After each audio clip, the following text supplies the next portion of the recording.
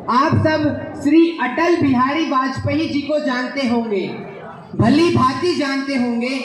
तो अटल जी ने एक लाइन कही है कि आजादी अभी अधूरी है।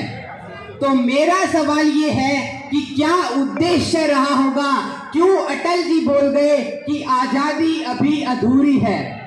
कोलोनाइजेशन, साथियों, हमें वर्षों वर्ष कोलोनाइज किया गया, हमारे माइंड को कोलोनाइज किया गया। सिर्फ हमारे देश को नहीं, हमारे दिमाग को भी गुलाम बनाया गया है। इसीलिए अटल जी कहते थे कि आजादी अभी अधूरी है। मानसिक गुलामी, इससे बड़ी कोई गुलामी नहीं हो सकती, लेकिन इसका इलाज है मेरे पास। हमारे दिमाग को आजाद करने के लिए हमें हमारी जड़ें पता होनी चाहिए, हमारा मूल पता होना चाहिए। हमें ये पता होना चाहिए कि आखिर हम हैं कौन। तो आज मैं आपको बताऊंगा कि आखिर हम हैं कौन।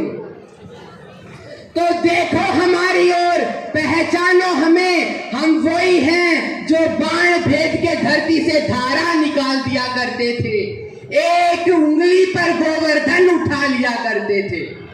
तो देखो हमारी ओर, पहचानो हमें, हम वही हैं जो बाण भेद के धरती से धारा निकाल दिया करते थे, एक उंगली पर गोवर्धन उठा लिया करते थे। हमें पहचान लो, हम वो हैं जो तीरों पे लेटे हैं, महाभारत लड़े थे जो, हम उन वीरों के बेटे हैं। हम मारना भी जानते हैं और बचाना भी जानते हैं। हमने दुश्मन के लिए फाइटर जेट्स बनाए, संगीन बनाई, और जब जिंदगी की सांस टूटने लगी तो वो हम ही थे जिन्होंने वैक्सीन बनाई। हम शांति का सवेरा हैं, मानवता के उजाले हैं, पहचानो हमें, हम भारत वाले हैं। साथियों, आप कंट्रीब्यूशन देखिए, आप भारत का योगदान देखिए कि देता ना दशमलव भारत तो यूं चांद पे जाना मुश्किल था, धरती और चांद की दूरी का अनुमान लगाना मुश्किल था। सभ्यता जहां पहले जन्मी है जहां पे कला, मेरा भारत वो भारत है जिसके पीछे संसार चला। साथियों, हमारा दिमाग आज भी गुलाम है और इस मानसिक आजादी के लिए एक एक भारतीय को अपना योगदान देना होगा। 15 अगस्त 1947 इस दिन हमारे देश को आजादी मिली, और आजादी हमें भीख में नहीं मिली, बल्कि 100 वर्षों के संघर्ष के बाद हमारे पूर्वजों ने आजादी अंग्रेजों से छीन कर ली थी, हमारे सैनिकों ने आजादी अंग्रेजों से छीन कर ली थी।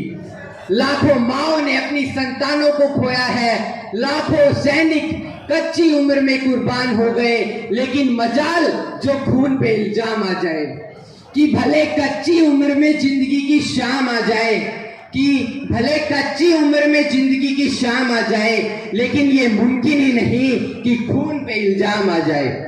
एक सैनिक की कहानी मैं आपको सुनाता हूं कि अंधा बेटा युद्ध पे चला, अंधा बेटा युद्ध पे चला तो ना जा उसकी माँ बोली, वो बोला कम कर सकता हूँ मैं भी दुश्मन की एक गोली, जिक्र शहीदों का हो तो क्यों उनमें मेरा नाम ना आए। देखो वीर जवानों, अपने खून पे ये इल्जाम ना आए, माँ ना कहे कि मेरे बेटे वक्त पड़ा तो काम ना आए। कि ओ देश मेरे, तेरी शान पे सदके कोई धन है क्या, तेरी धूल से बढ़ के, तेरी धूप से रोशन, तेरी हवा पे जिंदा, तू बाग है मेरा, मैं तेरा परिंदा।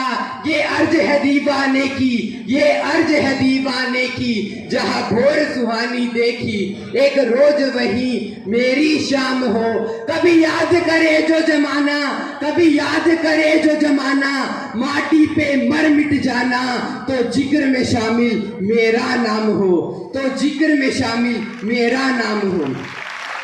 साथियों, हमें ये मानना होगा कि हमारा हिंदुस्तान कभी किसी से कम नहीं था, कम नहीं है, और कभी किसी से कम नहीं होगा।